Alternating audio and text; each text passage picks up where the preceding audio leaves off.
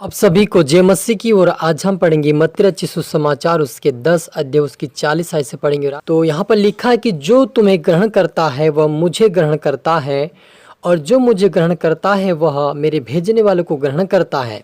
जो भविष्यद्वक्ताओं को भविष्यद्वक्ता जानकर ग्रहण करे वह भविष्यद्वक्ताओं का बदला पाएगा, और जो धर्मी को धर्मी जानकर ग्रहण करे वह धर्मी का बदला पाएगा। हालेलुया। आइए मिलकर प्रार्थना करें। धन्यवाद मेरे आसमानी खुदा, मेरे प्रभु जी, मेरे पिता, आज के वचन, आज के कलाम से मेरे पिता हर एक से बातचीत कर प्रभु जी। मेरे पिता जितना आपकी बेटा बेटी देखे सुने पिता वह आशीष पाए, बरकत पाए। और प्रभु यीशु मसीह के नाम से पिता उनको जो उन्होंने अपने आपके दासों के जो आदर सम्मान किया उनका प्रतिफल मिले प्रभु जी। आज से वो पवित्रता में, प्रार्थना में, वचनों में बढ़े और आशीष पाकर आपके राज्य के वारिस बने। मदद और सहायता कर मेरे राजा। पवित्र आत्मा जी आप मेरे मुख से होकर बला मदद सहायता कर, सबको तेरे हाथ में सौंपते हुए ये प्रार्थना दुआ यीशु के नाम से मांगते हैं, आमेन।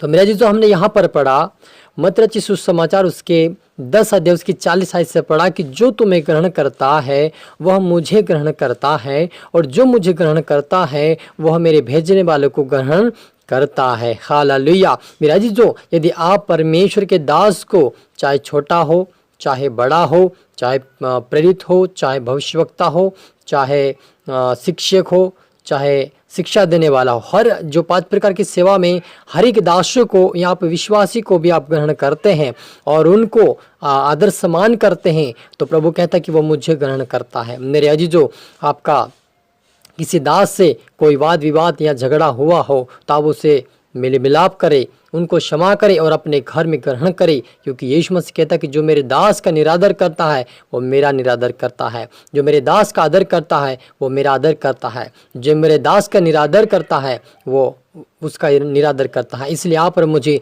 प्रभु के दासों का आदर सम्मान करे, मसीह लोगों का आदर सम्मान करे। यदि वो गलत चल रहे हैं तो उनके लिए प्रार्थना दुआ करें, लेकिन उनके बारे में अनाप शनाप ना बोले, लेकिन प्रभु से कहे, प्रभु से प्रार्थना करे, परमेश्वर से बुद्धि और ज्ञान समझ देगा। क्योंकि आप और मेरा न्याय करने का काम नहीं है, क्योंकि आज बहुत सारे मसीह लोग, अगर कोई दास कड़ी शिक्षा लेकर यहाँ कठिन शिक्षा देता है तो वो नाराज हो जाते हैं। अगर कोई दास कहानी वंशावली पे हंसी मजाक वाली बातों को लेकर वचन बांटता है तो उनको अच्छा लगता है। तो मेरे अजीजों, अगर कोई परमेश्वर का दास आपको वचन से डांट रहा है, समझा रहा है, तो आप समझ जाए कि वो सच्चा परमेश्वर का दास है। लेकिन अगर कोई यदि कोई वंश वाली कहानियों पे मन लगा रहा है, फालतू बातों को लेकर के वो फालतू बातें ज़्यादा करता है और वचन को कम बांटता है, आप समझ जाए कि वो परमेश्वर की ओर से तो है लेकिन वो आपकी उन्नति नहीं कर पाएगा। इसलिए आपको समझना है कि सच्चा परमेश्वर का दास कौन है, और आप चाहे सच्चा हो चाहे अच्छा हो, लेकिन हर एक का आप आदर सम्मान करें, हर एक के लिए आप प्रार्थना करें ताकि वो भी अच्छा वचन बांटे और ताकि हम परमेश्वर के राज्य के वारिस बन जाए।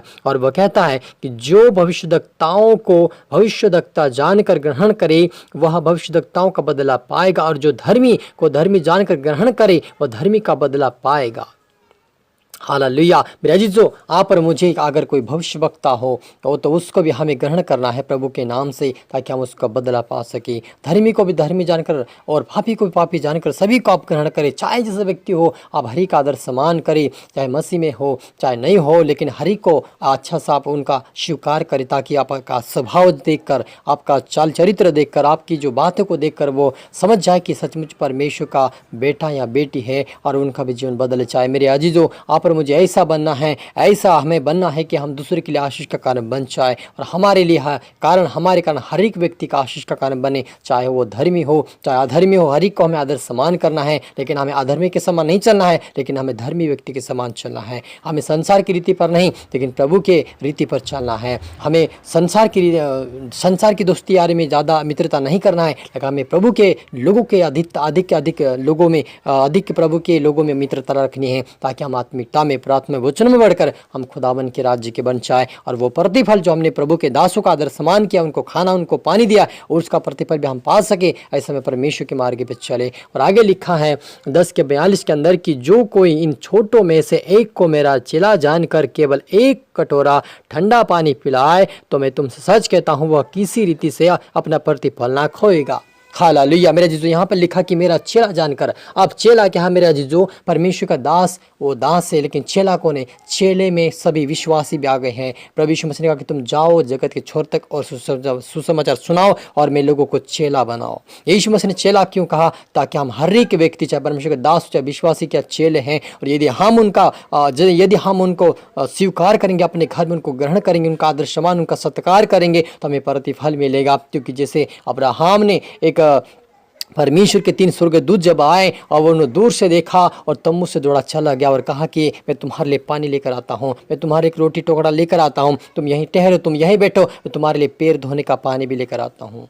हालेलुया। और उन्होंने कहा कि जा लेकर आओ। जब वो गया, अपनी पत्नी से कहा तो खाना बना। जब वो खाना बना रही थी तब वो पानी ले गया, उनको हाथ पैर धुलाया और उनको फिर खाना परोसा और बनाकर वो क्या किया, उसका प्रतिफल अब्राहम को मिला। अब्राहम को कहा कि तेरे 99 वर्ष हो चुके हैं, तेरी पत्नी शारा को 90 वर्ष हो चुके हैं, लेकिन अब उसको बेटा होगा। हालेलुया। लेकिन शारा हंस रही थी मुझे कैसा होगा, लेकिन उनको ये नहीं पता था कि प्रतिफल मसीह में, परमेश्वर में किया गया प्रतिफल कभी व्यर्थ नहीं है, लेकिन उसका प्रतिफल मिलता है। वैसे यदि आज आप परमेश्वर के दास का या विश्वासी का आदर सम्मान कर, उनको खाना खिला रहे, उनका पालन पोषण कर रहे हैं, तो परमेश्वर आपको प्रतिफल देगा। आप कभी भी ये ना सोचे कि मैं इतना कर रही हूँ, इतनी प्रार्थना, इतने लोगों का मैं आदर सम्मान, इतने लोगों को, इतने परमेश्वर के दासों को मैं पैसे में देता हूँ, उनको मदद करती हूँ, लेकिन मेरा ऐसा क्यों? लेकिन उसका प्रतिफल आपको जरूर यीशु मसीह के नाम से मिलेगा। बस आपका विश्वास से आगे बढ़े, प्रार्थना करते रहिए, वचन पढ़ते रहिए, परमेश्वर उसका प्रतिफल आपको एक दिन जरूर देगा यीशु मसीह के नाम से। हालेलुया। और आए हम मिलकर प्रार्थना करिए। मेरे यहोवा पिता परमेश्वर प्रभु जी,